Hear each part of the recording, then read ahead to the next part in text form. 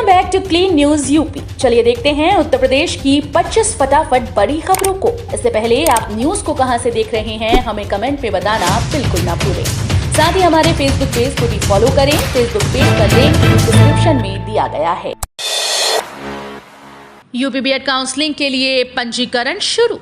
महात्मा ज्योतिबा फुले रोहिलखंड विश्वविद्यालय की ओर से यूपी बीएड काउंसलिंग की प्रक्रिया को शुरू कर दिया गया है। यूपी बीएड परीक्षा में सफल उम्मीदवार जो इस काउंसलिंग की प्रक्रिया में भाग लेना चाहते हैं वे पंजीकरण के लिए अपना आवेदन पत्र यूपी बीएड के लिए आधिकारिक वेबसाइट mjpru.ac.in पर लाकर जमा कर सकते हैं। यूपी के सरकारी प्राइमरी स्कूल्स में मेंटर नियुक्त होंगे रिटायर्ड शिक्षक। यूपी में प्राथमिक और बेसिक स्कूल्स की शिक्षा को बेहतर बनाने के लिए अब सेवानिवृत्त यानी रिटायर्ड शिक्षकों की मदद ली जाएगी। सरकार 70 वर्ष तक के शिक्षकों का उनकी सहमति के आधार पर इस जिम्मेदारी के लिए चयन करेंगे। रिटायर्ड शिक्षकों की नियुक्ति शिक्षक साथी के रूप में जिला स्तर पर गठित समिति करेगी। ये शिक्षक मेंटोर की भूमिका निभाएंगे और शिक्षा की गुणवत्ता बढ़ाने के लिए काम करेंगे। महिलाओं के लिए योजनाएं बनाने में पहले नंबर पर यूपी। उत्तर प्रदेश की योगी आदित्यनाथ सरकार में चलाई जा रही विद्युत सखी, सरकारी उचित दर की दुकान के आवंटन में महिलाओं को वरीयता, थानों में तैनात महिला पुलिसकर्मियों को बीट इंचार्ज बनाने जैसी तमाम अन्य योजनाओं ने प्रदेश की महिलाओं को अग्रिम पायदान पर लाकर खड़ा कर दिया है। ये योजनाएं पूरे देश में प्रदेश की महिलाओं को नई पहचान दिला रही हैं। इस तरह की योजनाएं उत्तर प्रदेश के अलावा किसी अन्य राज्य में नहीं चलाई जा रही। इसी तरह महिलाओं के लिए योजनाएं बनाने में पहले नंबर पर है यूपी। मैनपुरी में लगेगा रोजगार मेला, 10,000 युवाओं ने कराया रजिस्ट्रेशन। यूपी के मैनपुरी शहर में बेरोजगार युवाओं के लिए नौकरी का अवसर मिलने जा रहा है। आज शनिवार को राजकीय इंजीनियरिंग कॉलेज में रोजगार मेला लगेगा। मैनपुरी और आसपास के जिलों के 10,000 से अधिक युवाओं को इसमें रोजगार मिल सकेगा। इस रोजगार मेले में 18 से 40 तक की उम्र के 10वीं 12वीं ITI डिप्लोमा बीटेक स्नातक परा स्नातक उत्तीर्ण छात्रों को 74 कंपनीज रोजगार देने का काम करेंगी। ऑर्गेनिक खेती करें किसान, सरकार दे रही सब्सिडी। राज्यपाल आनंदीबेन पटेल ने बलरामपुर के मंडी समिति में आयोजित कार्यक्रम में कहा कि भारत सरकार और राज्य सरकार ऑर्गेनिक खेती को बढ़ावा दे रही है, किसानों की सहायता कर रही है, सब्सिडी दे रही है, सोलर पंप दे रही है। यूपी में 4 कृषि विश्वविद्यालय बनाए गए। इसके माध्यम से किसानों को सलाह और ट्रेनिंग दी जा रही है। किसानों को जो ट्रेनिंग या मार्गदर्शन मिल रहा है उसका फायदा लेकर किसान बेहतर फसलों की पैदावार कर रहे हैं, लेकिन उन्हें ऑर्गेनिक खेती के लिए मार्केट नहीं मिल रही। खेलेगा यूपी, जीतेगा यूपी नारे को साकार करेगी योगी सरकार। योगी सरकार खेलेगा यूपी, जीतेगा यूपी के नारे को साकार करेगी। इसमें गांव से लेकर ब्लॉक और जिला स्तर पर स्थानीय स्तर पर लोकप्रिय खेलों के लिए जरूरी बुनियादी सुविधाओं, वहां की प्रतिभाओं को बचपन से ही निखारने में प्रशिक्षण और समय समय पर प्रदेश, राष्ट्रीय और अंतर्राष्ट्रीय स्तर के खेलों पर अपनी प्रतिभा दिखाने के लिए खिलाड़ियों को प्रोत्साहन देने की महत्वपूर्ण भूमिका होगी। इस क्रम में सरकार की योजना हर गाँव में खेल मैदान, ब्लॉक मुख्यालय पर मिनी स्टेडियम, एक जिला एक खेल और खेलो इंडिया सेंटर बनाने की है। अब घर बैठे जान सकेंगे गौ आश्रय स्थलों का ब्यौरा, गौ संरक्षण पोर्टल व मोबाइल ऐप लॉन्च। गौ आश्रय स्थलों में पारदर्शी व्यवस्था लागू करने के लिए सभी व्यवस्थाओं को ऑनलाइन कर दिया गया। पशुधन और दुग्ध विकास मंत्री धर्मपाल सिंह ने गुरुवार को इसके लिए गौ संरक्षण पोर्टल और मोबाइल ऐप लॉन्च किया। इसके माध्यम से लोग घर बैठे ये जान सकेंगे कि गौ आश्रय स्थलों में कितना पैसा, भूसा और चारा है। उन्होंने ये भी बताया कि गौशालाओं में गोबर से 1 लाख दीपक बनाए जाएंगे, जिससे दीपावली पर अयोध्या को जगमग किया जाएगा। आज से 100 लाख किलो प्लास्टिक कचरा निपटाने का लक्ष्य। स्वच्छ भारत अभियान 2.0 की शुरुआत आज 1 अक्टूबर को प्रयागराज से होगी। केंद्रीय युवा कार्यक्रम और खेल मंत्री अनुराग ठाकुर ने शाम ट्वीट कर ये जानकारी दी। स्वच्छ भारत अभियान 2.0 1 महीने तक चलेगा। इस अभियान का उद्देश्य स्वच्छता के प्रति जागरूकता बढ़ाना, लोगों को संगठित करना और भारत को स्वच्छ बनाने में देशवासियों, खास तौर से युवाओं की भागीदारी सुनिश्चित करना है। पिछले साल के अभियान में युवाओं के जोश और उत्साह को देखते हुए युवा कार्यक्रम विभाग ने इस वर्ष 1 से 31 अक्टूबर तक 100 लाख किलो प्लास्टिक कचरे को एकत्रित करके उसे निपटाने का लक्ष्य रखा है। यूपी में देश का सबसे लंबा एक्सप्रेसवे बनाने को तैयार अडानी ग्रुप। गौतम अडानी की कंपनी को एक बड़ी सफलता हाथ लगी। अडानी ग्रुप की कंपनी ने गंगा एक्सप्रेसवे प्रोजेक्ट के लिए फंड की व्यवस्था कर ली। अडानी एंटरप्राइजेज लिमिटेड ने यह जानकारी दी। कंपनी ने कहा कि उसकी पूर्ण स्वामित्व वाली 3 सब्सिडरीज ने उत्तर प्रदेश में 6 लेन वाली गंगा एक्सप्रेसवे परियोजना के लिए फंड की व्यवस्था कर ली। कंपनी ने एक बयान में कहा कि यह परियोजना सार्वजनिक निजी भागीदारी के तहत विकसित होगी। परियोजना के लिए उसकी सब्सिडरीज को कर्जदाताओं से 10,238 करोड़ रुपए का फंड मिल गया है।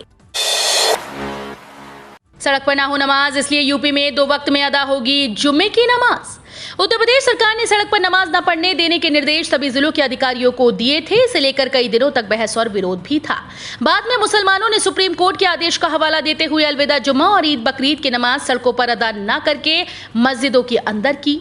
अब आगरा के मुस्लिमों की ओर से एक और शानदार पहल करते हुए जुम्मे की नमाज 2 शिफ्ट में अदा करने का फैसला लिया गया है। ये पहल पहली बार बोदला सिकंदरा स्थित नहर वाली मस्जिद कमेटी ने ली है। दिवाली से पहले यूपी के कर्मचारियों को मिलेगी बढ़ी हुई सैलरी और बोनस। योगी आदित्यनाथ सरकार राज्य के कर्मचारियों को दिवाली से पहले बोनस और बढ़ी हुई दर से महंगाई भत्ता देने की तैयारी कर रही है। केंद्रीय कर्मचारियों के महंगाई भत्ते में 4% वृद्धि की केंद्र सरकार की घोषणा के साथ ही राज्य कर्मियों को भी डीए बढ़ोतरी का लाभ जल्द से जल्द देने की कोशिश की जा रही है। माना जा रहा है कि प्रदेश सरकार दीपावली से पहले बोनस के साथ बड़ी दर से डीए देने का आदेश जारी कर देगी। यमुना का जलस्तर बढ़ने से ताजमहल की बाउंड्री तक पहुंचा पानी। यमुना में उफान ने प्रशासन और सिंचाई विभाग की नींद उड़ा दी है। बल्केश्वर के जर्जर मकानों को तुरंत खाली करने के लिए अफसरों ने घर घर मुनादी कराई। लोगों को नदी से दूर रहने की हिदायत दी गई। यमुना नदी का पानी शाम 6 बजे के करीब कैलाश मंदिर और ताजमहल की बाउंड्री और दशहरा घाट के मंदिर तक पहुंच गया। वाटर वर्क्स में पानी प्रवेश कर जाएगा। बाढ़ नियंत्रण कक्ष के मुताबिक हथिनीकुंड से नदी में छोटे 2.95 लाख क्यूसेक पानी छोड़ा गया। इससे ताजनगरी में जलस्तर तेजी से बढ़ रहा है। मदरसे की महिला कर्मियों को मातृत्व और बाल्य देखभाल छुट्टी की सुविधा। यूपी सरकार ने अनुदानित मदरसों में कार्यरत महिला कार्मिकों को बेसिक और माध्यमिक शिक्षा की तरह मातृत्व और बाल्य देखभाल अवकाश की सुविधा दी गई। अनुदानित मदरसों में कार्यरत शिक्षक व शिक्षणेतर कर्मचारियों के परस्पर तबादले की व्यवस्था लागू की गई। अनुदानित मदरसों में वैध प्रबंध समिति के अस्तित्व में न रहने पर मृतक आश्रित की नियुक्ति प्रधानाचार्य और जिला अल्पसंख्यक कल्याण अधिकारी से कराने की व्यवस्था लागू की गई है। यूपी की खेती किसानी में निवेश को आतुर है अर्जेंटीना। अर्जेंटीना के राजदूत ह्यूगो जेवियर गोबी ने सीएम योगी आदित्यनाथ से मुलाकात की। इसे शिष्टाचार भेंट बताया गया। मुलाकात के दौरान राजदूत गोबी ने सीएम योगी की अगुवाई में प्रदेश के हर क्षेत्र में हो रहे सकारात्मक बदलाव और सर्वसमावेशी विकास नीतियों की सराहना की। उन्होंने प्रदेश की औद्योगिक नीति को निवेशकों के लिए उत्साहवर्धक बताया और कहा कि अर्जेंटीना उत्तर प्रदेश के कृषि और व्यापार के क्षेत्र में सहयोग के लिए उत्सुक है।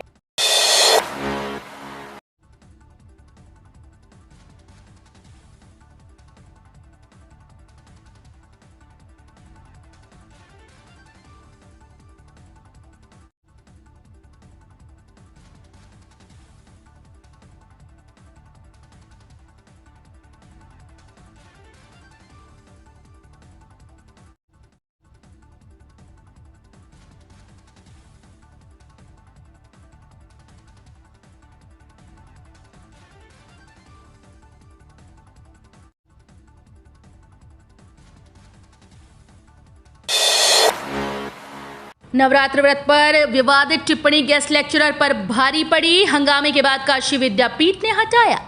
नवरात्र व्रत पर विवादित टिप्पणी महात्मा गांधी काशी विद्यापीठ के अतिथि प्रवक्ता मिथिलेश गौतम पर भारी पड़ गई। छात्रों के हंगामे के बाद उन्हें उनके पद से हटा दिया गया। कुल सचिव डॉक्टर सुनीता पांडे ने अतिथि शिक्षक को हटाने का आदेश जारी कर दिया। यही नहीं, परिसर में उनका प्रवेश भी प्रतिबंधित कर दिया गया। छात्र सोशल मीडिया प्लेटफॉर्म पर मिथिलेश गौतम द्वारा की गई पोस्ट की फोटोकॉपी लेकर पहुंचे थे। अखिल भारतीय विद्यार्थी परिषद ने इस पर कुलपति से आपत्ति दर्ज कराते हुए अपना विरोध जाहिर किया। इसके बाद विश्वविद्यालय प्रशासन ने अतिथि प्रवक्ता मिथिलेश गौतम को हटा दिया। काशी विद्यापीठ में उनके प्रवेश को भी प्रतिबंधित कर दिया गया है। खत्म होगा जाम, ट्रैफिक के हिसाब से कैमरे तय करेंगे ग्रीन व रेड लाइट का समय। बरेली में ट्रैफिक लाइट्स को व्यवस्थित तरीके से संचालित करने के लिए शहर के 5 चौराहों पर थर्मल कैमरों से यातायात संचालन शुरू किया गया। बुधवार को ट्रायल के बाद गुरुवार से ये व्यवस्था लागू की गई, जिससे ट्रैफिक सिग्नल पर जाम लगने की समस्या में काफी हद तक निजात मिल गई। स्मार्ट सिटी प्रोजेक्ट के तहत शहर में करोड़ों रुपए की लागत से integrated command and control centre स्थापित किया गया। इसके माध्यम से शहर के सभी प्रमुख चौराहों पर ट्रैफिक लाइट्स लगाई गई है। 17,000 रुपए तक कम से कम महंगा होगी गाड़ी। वाहन पोर्टल के मुताबिक M1 कैटेगरी के तहत वैसी मोटर व्हीकल आती है जिसमें ड्राइवर सीट को मिलाकर कुल 8 सीटें होती हैं और 8 लोगों के बैठने की क्षमता होती है। माना जा रहा है कि सरकार के इस फैसले के बाद एंट्री लेवल सेगमेंट की कारें महंगी हो जाएंगी। केवल एंट्री लेवल सेगमेंट की गाड़ियों की कीमत में 17,000 रुपए से ज्यादा की बढ़ोतरी हो सकती है। भारतीय रेलवे सस्ते में कराएगा वाराणसी गया जगन्नाथपुरी की सैर। दीपावली के त्योहार को मनाने के बाद यदि आप नवंबर माह में कहीं यात्रा करने का प्लान बनाते हैं तो भारतीय रेलवे आपके लिए एक शानदार टूर पैकेज लेकर आया है। इस खास पैकेज में आपको साउथ इंडिया की सैर का लुत्फ लेने का अवसर मिल रहा है। इस पैकेज के दौरान वाराणसी, बैद्यनाथपुरी, भुवनेश्वर, कोणार्क और गया की यात्रा करके इन स्थानों के दर्शन कराए जाएंगे। साईं जगन्नाथ यात्रा नाम के इस 7 रात और 8 दिन के पैकेज की शुरुआत दिल्ली से होगी। IRCTC ने इस पैकेज की घोषणा अपने ट्विटर अकाउंट से की। इस यात्रा के लिए किराया 28,560 रुपए प्रति व्यक्ति से शुरू है। टूटे दिलों को कुंभ से पहले जोड़ेगा अखाड़ा परिषद। यूपी के प्रयागराज में कुंभ मेला 2025 की तैयारियों को शुरू करने से पहले अखिल भारतीय अखाड़ा परिषद टूटे दिलों को जोड़ने की कवायद शुरू कर रहा है। संत परंपरा को कायम रखते हुए प्रयास किया जा रहा है कि मेले के दौरान 2 धड़ों में बचा अखिल भारतीय अखाड़ा परिषद एक बार फिर से एक मंच पर आ जाए। कुंभ की तैयारियों को लेकर अखिल भारतीय अखाड़ा परिषद देव दीपावली के आसपास पहली बैठक करने जा रहा है। इस बैठक में यही प्रयास है कि सभी 13 अखाड़े एक साथ हो जाएं। जो प्रस्ताव तैयार हो वो सभी की सहमति से हो। उत्तर प्रदेश के 12 जिलों के किसानों को 876 करोड़ का मुआवजा। उत्तर प्रदेश में असामान्य मौसम के कारण इस खरीफ सीजन में प्रदेश के 12 जिलों में बाढ़ के कारण किसानों की फसल पानी में डूबकर खराब हो गई थी। अब प्रदेश के जिन 12 जनपदों में बाढ़ के कारण फसलों को नुकसान पहुंचा था, वहां पर किसानों को राहत प्रदान करने के लिए 876 करोड़ रुपए की मुआवजा राशि जारी कर दी गई।